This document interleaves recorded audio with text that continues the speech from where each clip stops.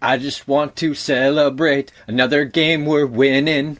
I just want to celebrate. Sens win 4-1 over the Dallas Stars. Jeez, 2 games in a row? Wasn't expecting that. Don't look now, but the Sens are 3-2-1 through the first 6 games. That's right, the team that was supposed to finish last, they've got 7 of a possible 12 points to start the season. That includes a stretch of games where they played the likes of Chicago, Toronto, Boston, Philadelphia, Los Angeles, and Dallas. Not exactly an easy stretch. Heading into the game, the Sens were expected to welcome back a pair of familiar faces. I mentioned at the end of the last video that Jason Spezza would be making his return to Ottawa.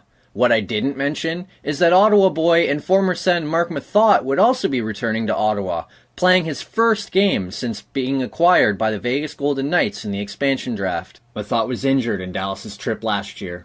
Like Spezza, it sure was nice to see him back. Methot was an excellent soldier during his time in Ottawa. Sure, there was the contract negotiation, which was a little messy, but once that got cleared up, it was smooth sailing. On the ice, he did everything we needed, and he was a terrific partner for Karlsson. It was really tough seeing him leave in the expansion draft.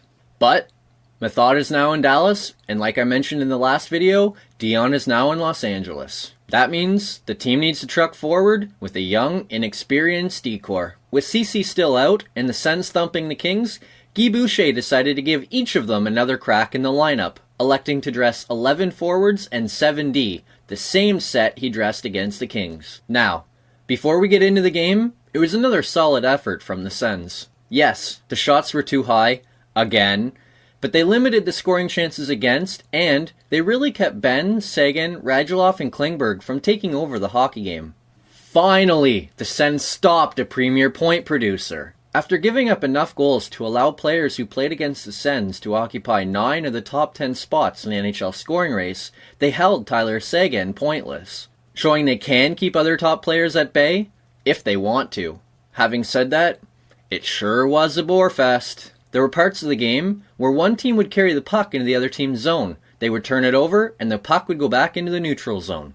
On and on it would go like that for what felt like 10 minutes. It felt like I was watching the 2000 New Jersey Devils, not the 2018 Ottawa Senators. Maybe my perception was altered by previous games, but that's how it felt. After 6 games of high entertainment value, this game just seemed to fall a little flat. Those happened, and we got the win, so I can't complain too much. A few minutes into the first? Okay, let me address this right now.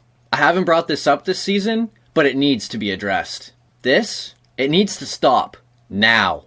Ottawa's goalies, they're not Martin Brodeur. They can't handle the puck like Martin Brodeur. They need to stop trying to be Martin Brodeur. They can't handle the puck, and when they do, it usually ends up very poorly. Now, like I was saying, a few minutes into the first, Anderson goes to handle the puck. Oh, would you look at that? It ends poorly. He turns the puck over, it finds its way to Seguin's stick, and Mark Borowiecki hauls him down to save a goal. The Sens managed to kill off the penalty, no harm, no foul, but that needs to stop. Anderson didn't need to play the puck there. The Sens had plenty of players back, and, really, the Dallas Stars had a lot of players in the Sens zone as well. A goalie who can play the puck is extremely useful. A goalie who turns it over? It's just bad news. Just stay in your net. I'd rather see you make saves than passes anyway. Speaking of goalies, the Sens then paid tribute during a first intermission timeout to former goalie Ray Emery, who passed away suddenly during the summer in a drowning accident. It was nice to see the Sens take some time to honor a player who had a big part in the Sens' organizational history. Sure, there were lots of problems with management, teammates, coaches, the law, other teams, but he was still a big part of the team's history. Who could forget his part in helping the Sens go 12-3 en route to the 2007 Stanley Cup Final? Or his fight against Marty Biron and then Andrew Peters. Goalies aren't supposed to fight players, especially players who are only there to fight. But he did it, and he did it with a smile on his face. Watching that Emery video brought back a lot of nostalgia. During Emery's time with the Sens, that team was loaded. Since then, it feels like everything has fallen apart. Where have all the players gone? Sure, every team goes through turnover, but it just feels way worse in Ottawa. Ottawa had arguably the best team in the league in the 2000s. Yet, if you compare their roster today to those rosters in the mid-2000s, they're nothing alike. And if you dig into it deeper, you realize that most of those players, they left town in free agency for nothing, or they were traded for a bucket of pucks. Sorry, Nick Paul. But let's be honest, Guy Boucher would rather dress 11 forwards in 7D than put you in the lineup. That's a pretty loud and strong message if you ask me.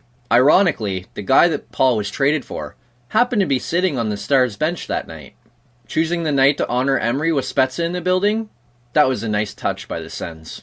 Emery and Spezza were close friends and were both key contributors to Ottawa's success. Good on Ottawa for making sure that Spezza was there for that.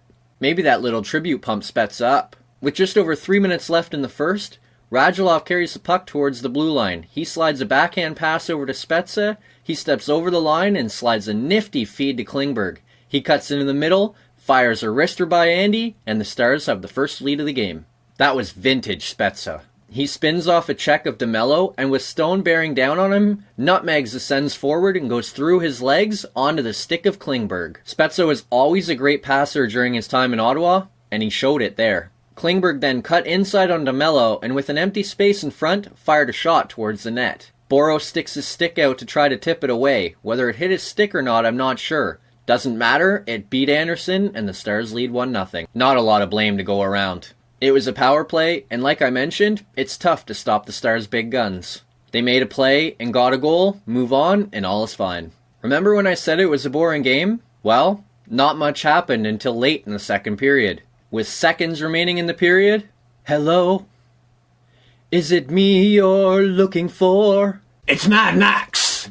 Well, to be honest, no, I wasn't looking for you, but I'll take it. Mad Max Maxime Lajoie steps over the blue line and fires home his fourth of the season, sending the game into the second intermission, tied at 1. What a huge goal for the Sens. Scoring in the final minute? That's a huge momentum builder. It honestly played a key role in the team's ability to come back in the third. When you have that momentum, it's a lot easier to play. When you're chasing the game, it's much tougher.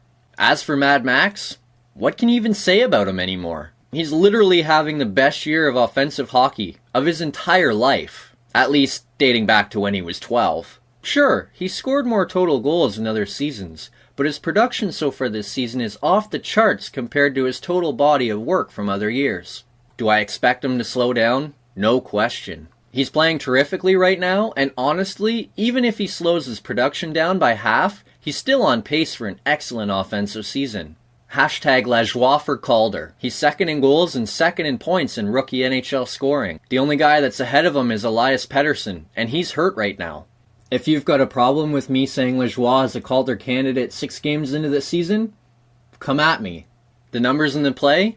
It doesn't lie. Just over a few minutes into the third, stop! It's Brady time! Tom was drafted by the Montreal Expos in '95, and Tkachuk shows he's no slouch in baseball either, bunting home a Dylan DeMello pass to give the Sens a 2-1 lead. What a nifty backdoor feed from DeMello, and what a smart play from Tkachuk, choking up on his stick to make sure that he could jam that puck home. Remember when I said Lajoie was second in rookie scoring? Well, guess who's third? Yep. 3 goals, 3 assists, 6 points in 4 games, has Brady Tkachuk third in rookie scoring. The kids are alright. Just past the midway mark of the third, Bobby Ryan slides a backhand feed to Matt Duchene. The puck doesn't get through, and it ends up in the corner. Hard on puck is a popular refrain from Sens head coach Guy Boucher, and Matt Duchene showed why, stealing the puck from Dickinson behind the goal. He reels around the net, and just as he's about to reach the other side, turns around and fires a pass back the other way to Mikhail Bodker.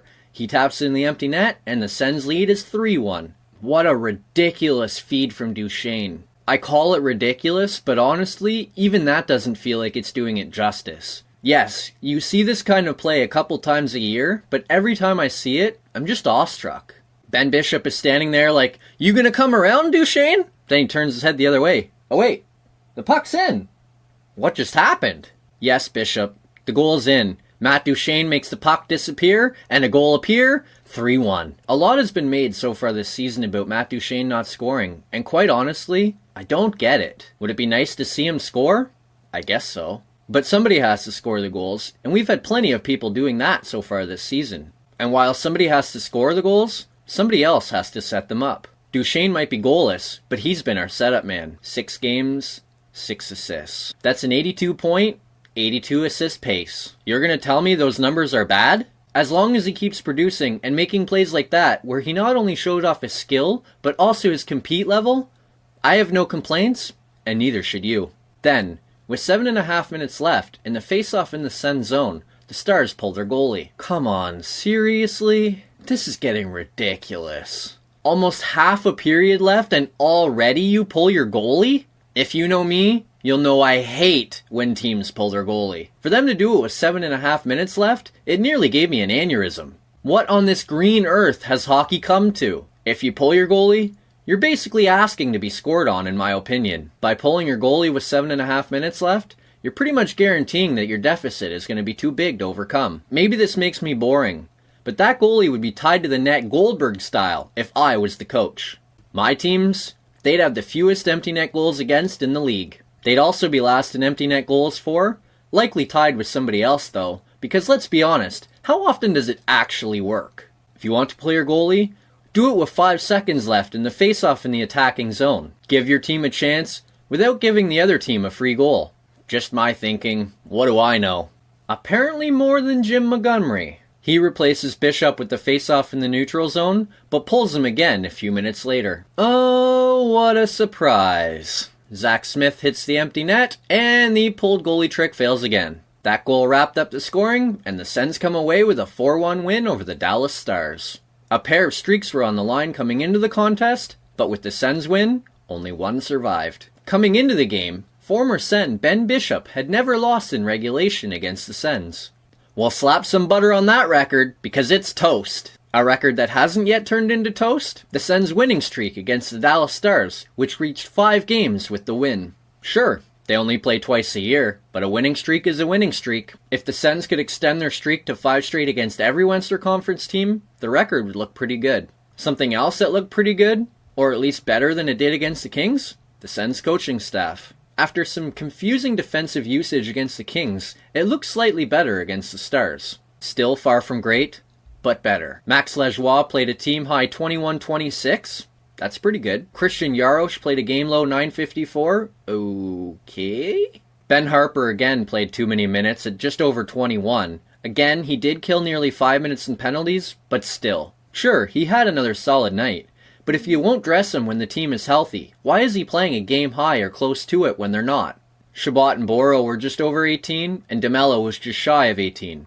Those numbers are okay. That leaves Wideman, who saw his ice time increase from just over 8 minutes against the Kings to nearly 10.5 against the Stars. That's still too few if you ask me. We're 6 games into the season now, so I checked out a few things to see if his ice time was a trend. That checking, it left me with more questions than answers. Through the first 4 games of the season, Wideman averaged nearly 18 minutes of ice time per night.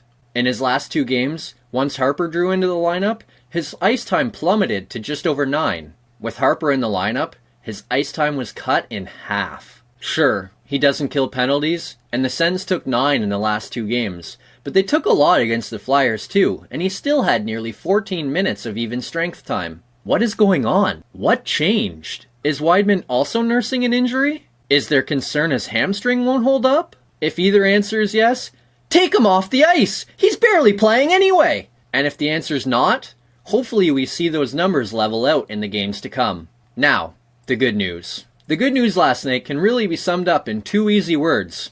Craig Anderson. Andy's start wasn't great to this season, and neither was the Sens' defensive effort, but both have been excellent the last 2 nights. 36 save 1 goal effort against the Kings, and a 37 save 1 goal effort against the Stars. Anderson thrives on lots of shots, and he certainly has in the last 2 games. But, while he needs lots of shots, he also needs a defense. The Sens can't just let teams swing away, and when they do, they give up a ton of goals. When they take away the middle of the ice and limit rebounds, Anderson is terrific, and the team doesn't give up very many goals. The Sens have been great at the last 2 games, and it's a big reason why they're 2-0. Now, the bad news. This isn't so much bad news from the game, but more so bad news for the team. After back-to-back excellent performances, the team is now off until Saturday. Not good for a team that's riding momentum. The schedule makers didn't do the Sens any favors, so figuring out a way to keep that momentum rolling through 4 days of practice will be key. And when they return to the ice, they see a familiar foe as the Montreal Canadiens roll into town on Saturday. Please, whatever you do, just show up. This team has had so many issues with the Habs over the last number of years. Please make that stop. See ya Saturday night.